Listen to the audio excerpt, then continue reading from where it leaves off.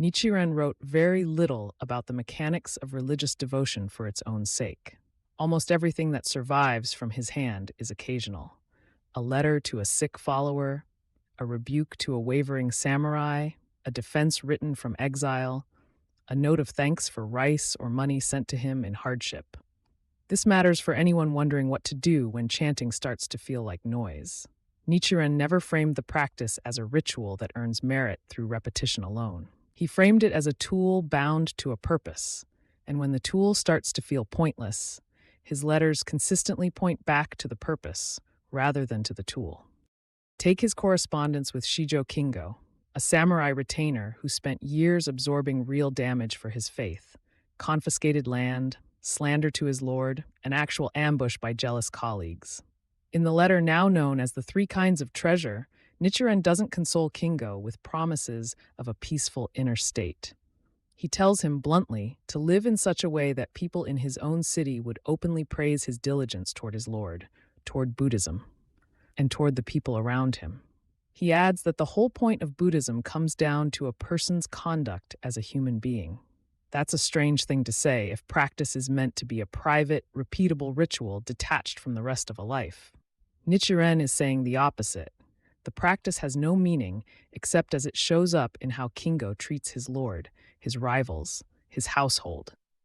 If the chanting isn't visible anywhere else in Kingo's behavior, something has gone wrong with the chanting, not with Kingo's willingness to keep doing it.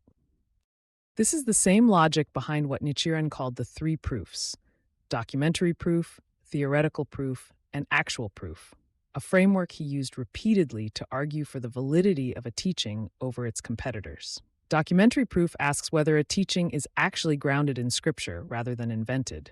Theoretical proof asks whether it holds together logically.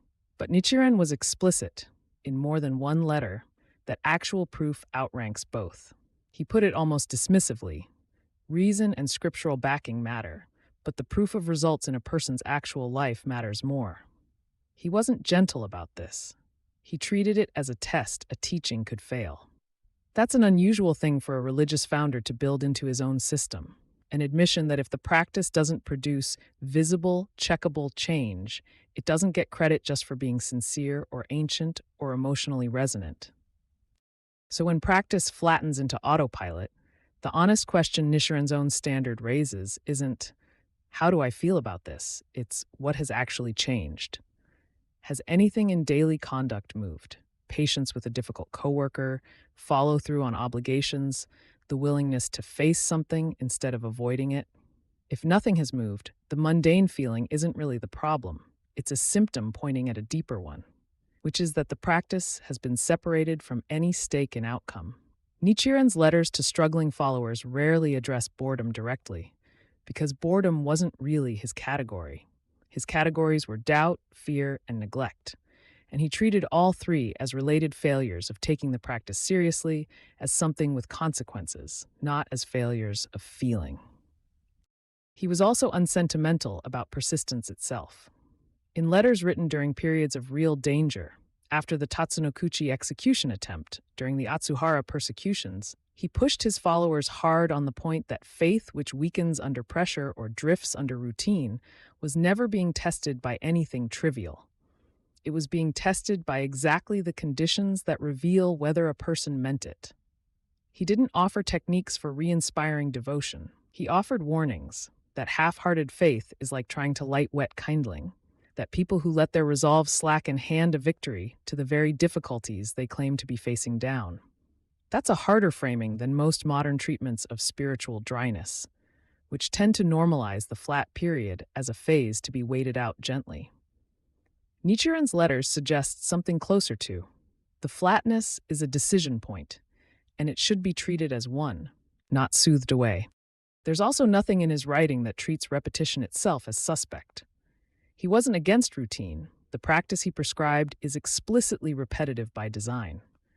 What he objected to was severing the routine from its reason.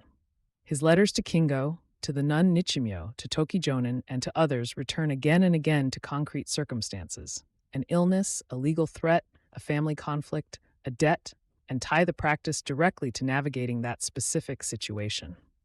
The repetition was never meant to run on its own logic. It was meant to be reapplied, deliberately, to whatever the current problem actually is. When someone loses track of why they're doing it, Nichiren's implicit answer is not push through for its own sake, but remember what this was solving for you and check whether it's still solving it. That last point is also the fair standard to hold this article to.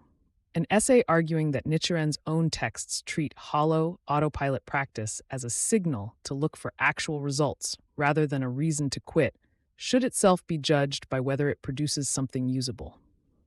Whether a reader who came in running on autopilot leaves with an actual, checkable question to ask about their own conduct, rather than just a slightly better informed feeling about Buddhism.